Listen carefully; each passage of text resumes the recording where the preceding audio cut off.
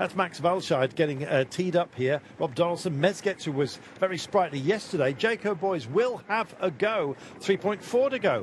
Now, it's still reasonably straight. Wavers very gently the road at this point. But if they get into the wavy section with 2 kilometres remaining in 1,300 metres time, I don't know. It would take, I think, a bump and a bruise within the peloton for them to be allowed off the leash. Look at Tarozzi's teammates, Bardiani, Fiazzani, in the middle of the road. They want to come through and indeed remind us that they're very much here, not just about the breakaways, but have ambitions for today.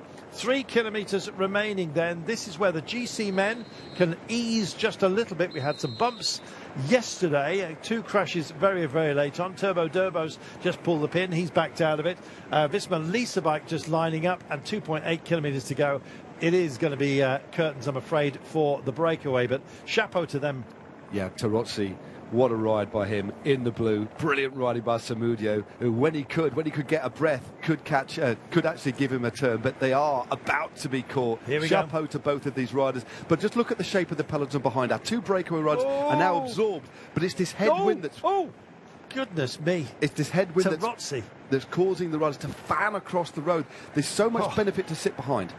Tarozzi nearly caused an incident there, and just steaming their way through was Alpecin de Koenig, who just powering up, of course, for Jasper Philipsen. Don't want to get caught out by another crash. It is the Wasp boys here, Visma Lisa bike, that are on the right-hand side of the road. Jayco very much in attendance, doing it for Max Walscheid. They've got great belief after Luka Mezgec squirreled off the nose yesterday.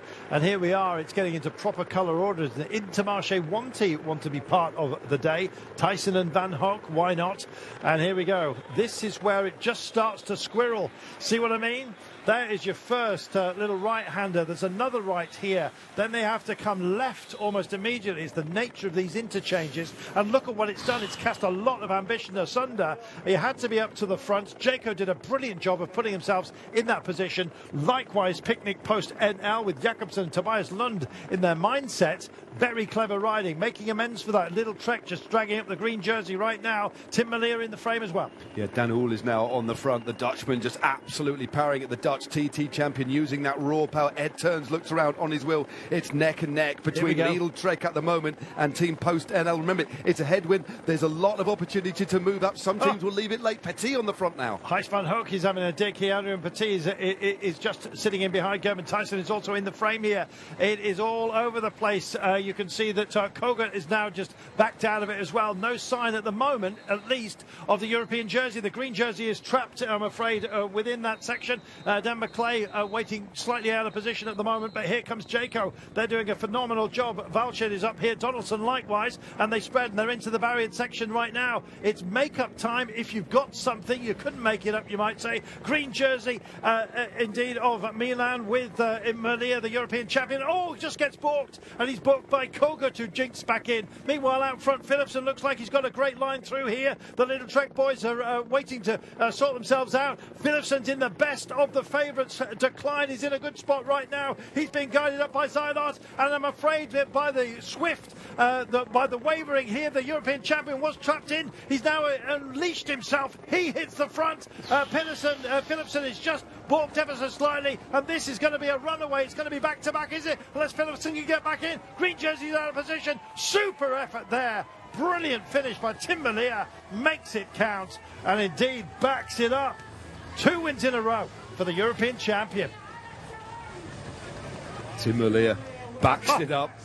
2 from 2 for Tim Melier, but the way he slingshotted himself out, went very long, but basically what he did, he managed somehow to straight line that corner. So he had the most direct route and gapped everybody with that initial kick. We know the first couple of pedal revs that Melier can deliver is almost unbeatable, but he had that space. But then he somehow slingshotted himself into the spot, carried that momentum, and completely straight lined that bend. Did you see the problems that Philipsen had? He had to go wide, he had to follow. He did brush against somebody in the last couple of 100 metres, had to slow down. I think he almost had to check and back off the power. But Tim Melier delivered himself early into a headwind finish.